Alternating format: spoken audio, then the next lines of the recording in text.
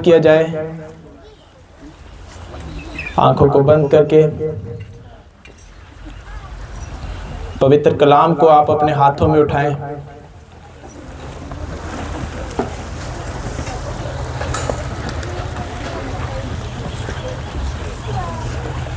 और कहें, धन्यवाद यीशु तेरे इस वचन के लिए जिसने मुझे बचाया है, छुड़ाया है, जो मुझे तेरी राहों पर चला रहा है।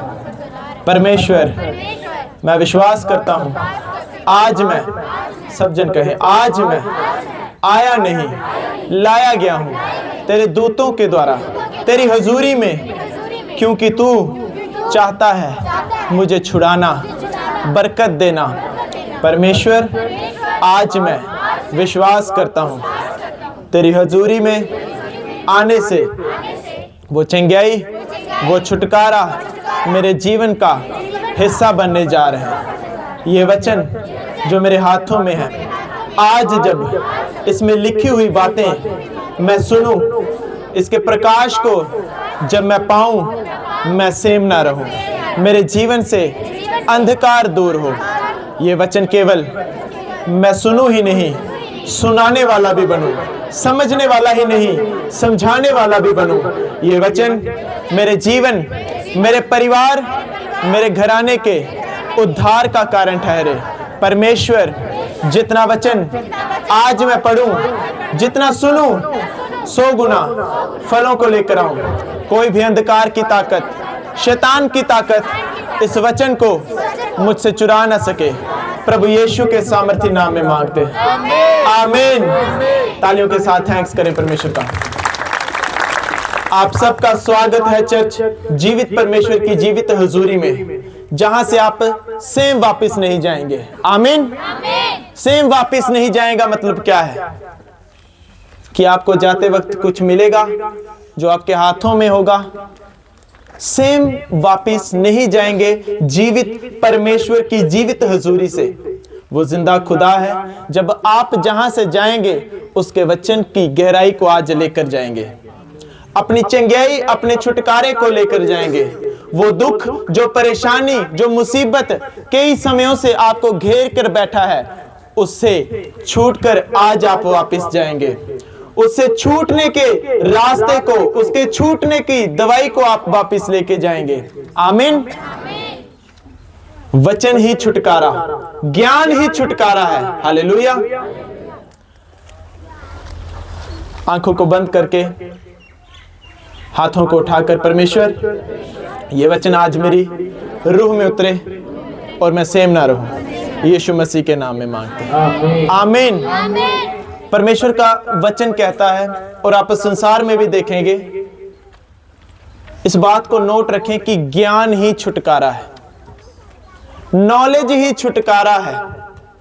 आपको किसी चीज के बारे में पता नहीं है तो आप बंधनों में बंधे हुए हैं, उस चीज से घिरे हुए हैं। आपको किसी ने रस्सी से बांध दिया, आपको नॉलेज नहीं है, आपको समझ नहीं है, ज्ञान नहीं है कि अगर मैं इस रस्सी को खोल दूं तो मैं छूट सकता हूं। आपको अगर ज्ञान नहीं है, नॉलेज नहीं है, आप एक ही चीज में उम्रों तक फंसे रह सकते हैं, कई समय तक फंसे रह सकते हैं। जब तक आपके जीवन में नॉलेज, ज्ञान एंटर नहीं होगा, आप छूटेंगे नहीं। हालेलुया। एक बंदा अंधेर कमरे में बैठा हुआ है, उसे नॉलेज नहीं है कि अगर मैं एक स्विच ऑन कर दूं तो लाइट जो है वो आ जाएगी, मैं रोशनी में आ जाऊंगा। लेकिन अगर नॉलेज नहीं है तो आप मुसीबतों में, अंधकार में, मुश्किलों में फंसे रह सकते हैं। आपको सर दर्द हो रही है, आपको नॉलेज नहीं है, आपको मालूम नहीं है कि सर दर्द हो रही है तो मैं कौन सी दवाई खाऊं, मेरा सर दर्द ठीक हो जाएगा। लेकिन आपको नॉलेज नहीं है और आप अपना सिर पकड़ के बैठे हुए हैं, उसे चीख रहे हैं, चिल्ला रहे हैं कि ये दर्द मुझे कब छोड़ेगी। अगर आपको नॉलेज हो और आप वो दवाई खा लें, आप उस दर्द से राहत पा सकते हैं। कितने जन समझ रहे हैं? नॉलेज ही छुटकारा है, ज्ञान ही छुटकारा है। अगर आपको ज्ञान ही नहीं होगा किसी चीज का तो आप छूटेंगे कैसे? चर्च को नॉलेज नहीं हो कि यहां से खड़े होकर अगर हमारे पास माइक ना हो तो हमारी आवाज़ जो अभी आप सुन रहे हो वैसे नहीं आ पाएगी। लेकिन नॉलेज थी कि अगर साउंड लगाएंगे तो कम जोर लगाना पड़ेगा और ज़्यादा आवाज़ जो आप तक पहुंचेगी, दूर तक पहुंचेगी। नॉलेज थी, ये चीज़ काम कर गई। नॉलेज ना होती तो चीखते रहते, चिल्लाते रहते, गला दर्द करता और बीमारी में जाते। नॉलेज थी, ज्ञान था, उस बंधन से छूट गए, उस बीमार होने वाली बीमारी से छूट गए। उसी प्रकार आत्मा का ज्ञान होना बड़ा जरूरी है। परमेश्वर का वचन कहता है कि परमेश्वर का वचन सब गड्ढों में से हम सबको निकाल सकता है। परमेश्वर अपना वचन भेजकर लोगों को चंगा करता है, उन्हें छुड़ाता है। जिस पाप के गड्ढे में, जिस सत्यानाश के गड्ढे में, जिस नशे में वो गिरे हैं, परमेश्वर का वचन उन तक पहुंचता है और वही उन्हें खींचकर बाहर निकालता है और एक बेहतर मनुष्य बनाता है। आमीन। आप में से बड़े सारे ऐसे लोग हैं जो मसीह को जब नहीं जानते थे तो बीमार थे, कोई नशे में था, कोई पाप में था। पता चला कि चर्च में जाओ, वहां पर परमेश्वर बड़े कामों को करता है।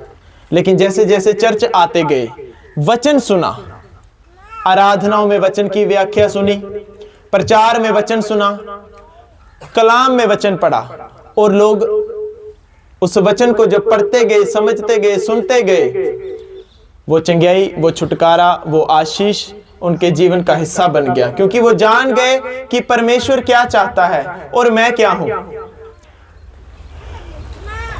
आप आज चर्च में आए हैं, आप जब तैयार हुए, आप सबने शीशा देखा होगा, अपने आप को देखा होगा कि मैं कैसा लग रहा हूं।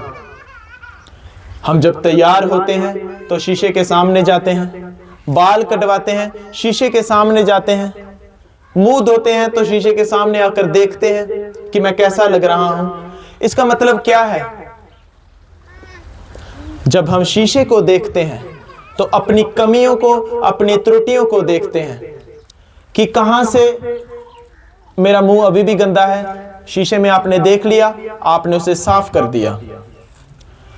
क्या मेरे मुख पर कुछ लगा हुआ तो नहीं है? आपने शीशे में देखा, आपने जान लिया, आपने उसे साफ कर दिया। आपने क्या किया? अपनी उस कमी को दूर कर दिया, उस त्रुटि को दूर कर दिया, उस चीज को दूर कर दिया जो शर्मिंदगी का कारण ठहरे। आप बाल कटवाने गए, आप देख रहे हैं कि मेरी एक साइड से बाल काट दिए हैं, एक से नहीं काटे। आपको जच नहीं रहा, आप बाहर जाएंगे, लोग मजाक उड़ाएंगे। लेकिन शीशा था, आपने देख लिया अपनी कमी को और उसे सेट कर लिया और ओके हो गए। ये तो था बाहरी रूप। बाहरी रूप आपने सेट कर लिया शीशा देखकर। क्या आप जानते हैं कि हमारे जीवनों में कितनी कमियां हैं, कितनी खूबियां हैं? वो हम कैसे जान पाएंगे? क्या आपके मन की बात मैं बता सकता हूं? नो। आप अपने मन के अंदर की जो बातें हैं, जो दिल की बातें हैं, वो आप तक ही सीमित हैं। आप बेहतर जानते हैं कि मुझ में क्या कमी है, क्या खूबी है। लेकिन कई बार क्या होता है कि कुछ चीजों की हमें नॉलेज नहीं होती। आपको ये पता होगा कि मेरा प्रेमी जो है वो मुझ में क्या चीज देखता है और क्या चीज नहीं देखता। आप उस हिसाब से चलेंगे। लेकिन क्या अब आपने कभी सोचा कि परमेश्वर आपको कैसा देखता है? मैं परमेश्वर की निगाह में कैसा हूं? आप लोगों के सामने तो बड़े अच्छे हो सकते हैं, बड़ा रुतबा हो सकता है, बड़ी आपकी शानो शौकत हो सकती है, लोग आपकी वाहवाही कर रहे हो। लेकिन क्या परमेश्वर आपको वैसा ही देखता है जैसा आपको एक मनुष्य देख रहा है? सोचो, क्या मुझे परमेश्वर वैसा ही देखता है जैसा एक मनुष्य देख रहा है? अगर मेरी बाहर बहुत नॉलेज है, मुझे बहुत ज्ञान है और लोग मुझे बड़ा समझदार समझ रहे हैं, लेकिन क्या परमेश्वर वैसा मुझे समझ रहा है? आप कैसे जानेंगे? परमेश्वर के वचन के द्वारा।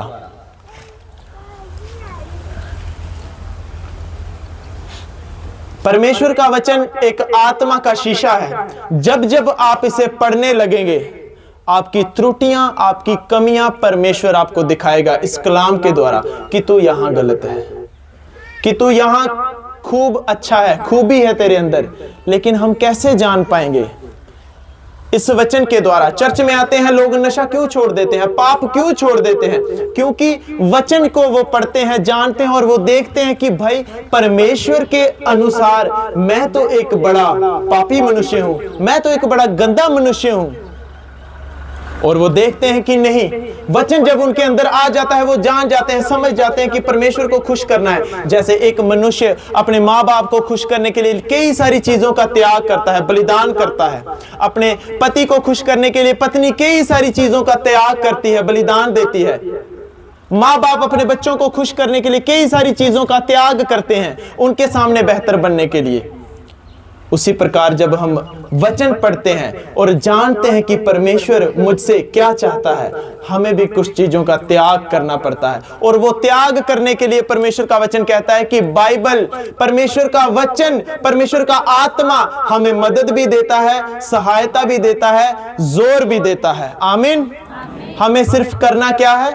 मन बनाना है कि मैं अब परमेश्वर के वचन के ऊपर चलूंगा। आप जब मन बनाते हैं, परमेश्वर का वचन कहता है आप एक कदम लेते हैं परमेश्वर की ओर, वो 10 आपकी ओर बढ़ाता है। आप आज निर्णय करेंगे कि आज से मैं प्रार्थना करना शुरू करूंगा। आप सिर्फ एक कदम उठाया है आपने, अभी आपने की नहीं है। परमेश्वर 10 कदम बढ़ाएगा आपकी ओर, वो आपके हालात भी सुधारेगा। मतलब आपको ऐसा एनवायरनमेंट देना शुरू कर देगा कि आप प्रार्थना करो। हो सकता है आपके साथ लोग बड़े बैठे हो, लेकिन आपने आज डिसीजन लिया है कि मैंने प्रार्थना करनी है। परमेश्वर उन लोगों को समय के अनुसार निकाल देगा। चलो चलो चलो, इस बंदे ने प्रार्थना करनी है, और आपको वो सिस्टम दे देगा। आपने सिर्फ कदम बढ़ाना है। मैंने नशा नहीं करना आज से, परमेश्वर जोर देगा, आपके मन को बेचैन करेगा। हो सकता है आप सूटा लगाने जाओ, आपको परमेश्वर मन में कहे कि क्या कर रहा है, क्या क्यों कर रहा है, और आपको खुंदक आए। ये वो जोर देगा, ये चीजें करेगा आपके लिए। जब आप वचनों पर चलेंगे, अपनी कमियों को देखोगे, जब वचन के अनुसार, परमेश्वर ताकत देगा, सामर्थ्य देगा उस कमियों के ऊपर फतह पाने की। आमीन, हालेलुया। याद रखें, बड़ी सारी गवाही